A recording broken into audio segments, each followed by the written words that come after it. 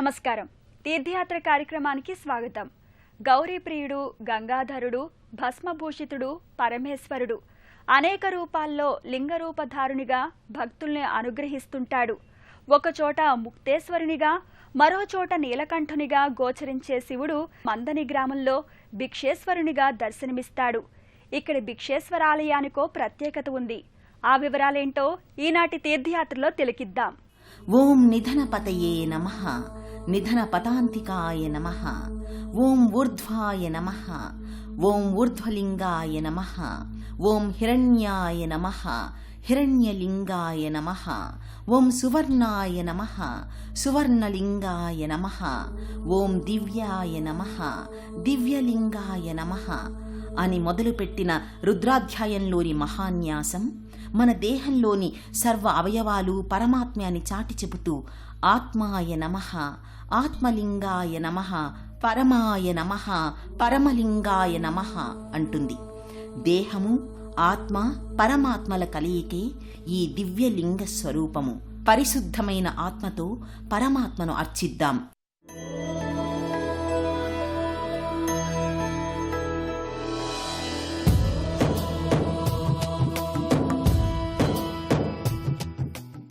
అభిషేక ప్రియుడైన భోళాశంకరుడు మందని పట్ట నడిబొడ్డున శ్రీ భిక్షేశ్వరునిగా కొలువుదీరాడు. పట్టణం చుట్టూ పెద్ద పెద్ద జలాశయాలు కలిగిన ఈ మందినికి ఓ ప్రత్యేకత ఉంది. అక్కడ వేంచేసిన భిక్షేశ్వరునికి ఓ విశేషం ఉంది. అదేంటో చూద్దాం. తెలంగాణలోని మంథని చరిత్రాత్మక, ఆధ్యాత్మిక సంపదకు ప్రఖ్యాతిగాంచింది. గోదావరి నదీ తీరాన విశేష శైవక్షేత్రాలతో, వేద పండితులతో నిత్యం ఆధ్యాత్మిక శోభతో వెలుగొందుతోంది ఈ క్షేత్రం. గౌతమ మహాముని సహిత ఎందరో మునులు సంచరించి తపమాచరించిన పుణ్యభూమి ఇది. దాదాపు 1000 కుటుంబాలకు పైగా వేదాధ్యయనం చేసే బ్రాహ్మణ కుటుంబాలు నివసించిన ఈ మంథని ఒకప్పుడు మంత్రకూటము, మంత్రపురిగా ప్రసిద్ధి చెందినది. అలాంటి మంథనిలో అత్యంత విశేషమైన శివాలయం ఈ భిక్షేశ్వర ఆలయం. పశ్చిమాభిముఖంగా ఉన్న సద్యోజాత శివలింగమూర్తిని కాశీ తరువాత ఈ మంథనిలో దర్శించుకుంటాము. ఎంతో అరుదుగా గోచరించే ఈ సద్యోజాత శివుణ్ణి అర్చిస్తే ఆరోగ్య సమస్యలు సత్వరం తొలగుతాయట. స్త్రీ పురుష భేదం లేకుండా ఈ లింగాన్ని అర్చిస్తారు ఇక్కడ. గర్భాలయానికి ముందు భాగాన దక్షిణామూర్తి లింగం దర్శనమిస్తుంది. శైవ ఆలయ ముందు భాగాన ద్వారపాలకులుగా శృంగి, భృంగి కానవస్తారు. కాని మంథని భిక్షేశ్వర ఆలయ రక్షకునిగా శ్రీ ఆంజనేయ స్వామి నెలకొని ఉన్నారు. గర్భాలయ ద్వారానికి పైభాగాన రామభక్త హనుమ కనిపించడంలో ఒక జలాశయాల పట్టణం, ఒకప్పటి పుణ్యక్షేత్రం, గౌతమ మహాముని తపమాచరించిన దివ్యభూమి, గోదావరి నదీ తీరాన ఉన్న ఈ మంత్రపురిలో ఒకనాడు వేలాది మంది ఋత్వికులచే వేద పారాయణం అనునిత్యం జరిగేదట. అలాంటి మందనిలో గల జలాశయం ప్రక్కనే వేంచేసి ఉన్న శివాంశ సంభూతుడు, శ్రీరాముని ప్రియసకుడు, బంటు అయిన ఆంజనేయ స్వామి ఆలయం, ఆ స్వామి దివ్యమంగళ రూపాన్ని దర్శిద్దాం. మంథనిలోని శివునికి ఓ ప్రత్యేకత ఏమిటంటే, భిక్షేశ్వరుని సమీపాన్ని శ్రీ ఆంజనేయ స్వామి ఆలయం, శివ పంచాయతన మూర్తులతో శివుని కుటుంబం కానవస్తాయి. తమ్మ చెరువు గట్టుపై ఉన్న శివ పంచాయతన దర్శనం ఎంతో ఆనందదాయకం. మధ్యన పరమశివుని లింగరూపం, 4 దిక్కుల్లో పార్వతీదేవి, విఘ్నేశ్వరుడు, కుమారస్వామి, సుబ్రహ్మణ్యస్వాములు, ఎదురుగా నందీశ్వరుడు చూడముచ్చటగా దర్శనమిస్తారు. ఎదురుగా శ్రీ ఆంజనేయ స్వామి వారి నిలువెత్తు శ్రీమూర్తి దర్శనమిస్తారు. శ్రీరాముడు వనవాస కాలంలో ఈ ప్రాంతాన్ని సందర్శించినట్లు చరిత్ర. అంతేకాదు, ఇక్కడ 21 శ్రీ ఆంజనేయ స్వామి ఆలయాలు ఉండడం మరో విశేషం. భిక్షేశ్వర స్వామి ఆలయం బయటి గోడపై ఓ ప్రత్యేక శిల్పమూర్తులు కనిపిస్తారు. ఆలయంలో మరో భాగాన కాశీ అన్నపూర్ణాదేవి మందిరం నెలకొని ఉంది. ఆంజనేయ స్వామి ఆలయం ప్రక్కనే ఉన్న శివాలయం ఇక్కడి మరో విశేషం. శ్రీ భిక్షేశ్వర స్వామికి జరిగే అభిషేకాలు, అర్చనలు భక్తులే స్వయంగా అర్చించడం విశేషం. శ్రీ భిక్షేశ్వర స్వామికి అనునిత్యం జరిగే అభిషేకాలను తిలకిద్దాం. మంథనిలో నెలకొన్న భిక్షేశ్వర స్వామికి సమీపానే ఉన్న గౌతమేశ్వరుడు, శైలీశ్వరుడు, సిద్ధేశ్వరుడు, ఓంకారేశ్వరుల దర్శనం కూడా ఎంతో విశేషం. 5 చెరువులు గల ఈ మంథని ఓ గొప్ప శైవ వైష్ణవ దివ్యక్షేత్రం. రావి చెరువు, తమ్మ చెరువు, బన్నె చెరువు, అయ్యగారి చెరువు, కీల సముద్రం అనబడే జలాశయాలు నీటితో, కలువ పువ్వులతో నిరంతరం కళకళలాడుతుంటాయి.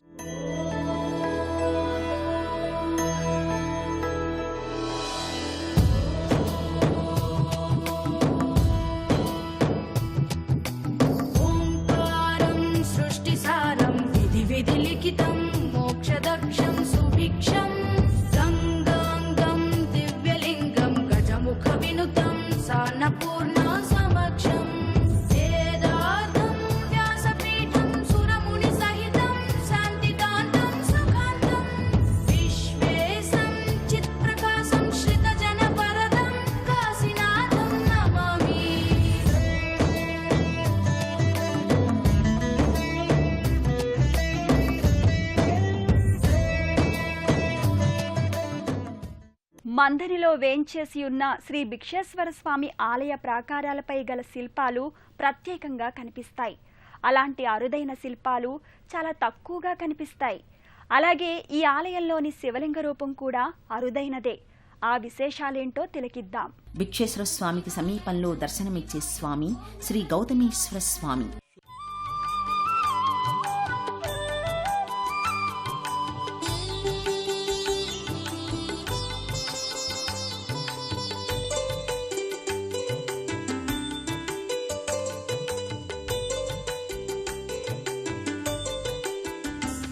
विश्वेश्वराय नरकान्तकतारणाय कर्णामृताय शशिशेखरधारणाय कर्पूरकान्तिधवलाय जटाधराय.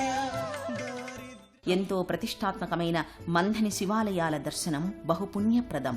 కార్తీక మాస పర్వదినాన ఆ పరమశివుని కరుణకై ప్రార్థిద్దాం. కార్తీక మాసం మహాపుణ్యప్రదమైన కాలం.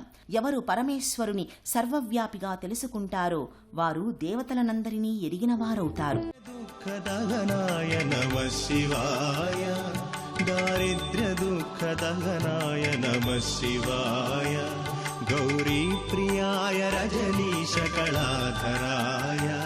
కాలాంతకాయ భుజగాధిపకంకణాయ, గంగాధరాయ గజరాజ విమర్దనాయ, దారిద్ర్య దుఃఖదహనాయ నమః శివాయ, దారిద్ర్య దుఃఖదహన. మందని పట్టణంలో గల శివాలయాల అందాలు, కార్తీక మాస ప్రారంభంలో ఆ పరమశివుని అర్చనాది కైంకర్యాలను తిలకిద్దాం. పరమశివుని వివిధ నామాలు, రూపాల వైశిష్ట్యాన్ని ఇక్కడి ఆలయాల్లో ఎంతో స్పష్టంగా దర్శించవచ్చు. నమః శివాయ.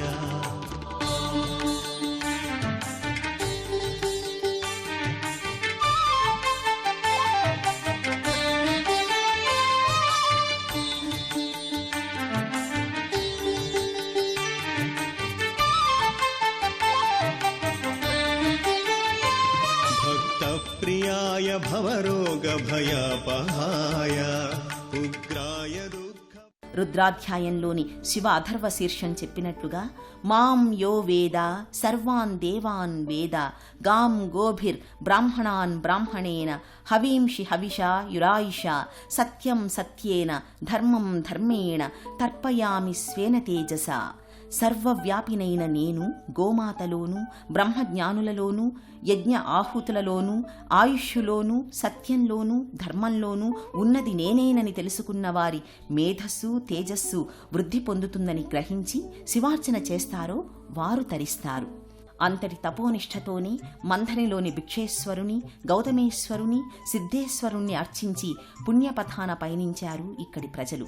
అందుకే ఈ మంథని గొప్ప శివక్షేత్రంగా అలరారుతోంది. సర్వ జగత్తులోనూ వ్యాపించినది ఓం అనే అక్షరంతో పిలువబడేది.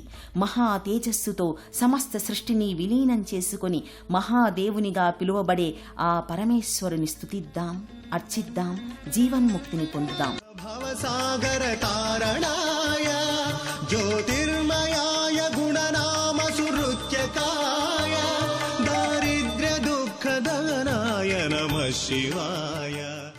చూసాం కదా మంథని పట్టణంలోని శ్రీ భిక్షేశ్వర స్వామి, శ్రీ ఆంజనేయ స్వామి మరియు పరమశివుని ఆలయాలు.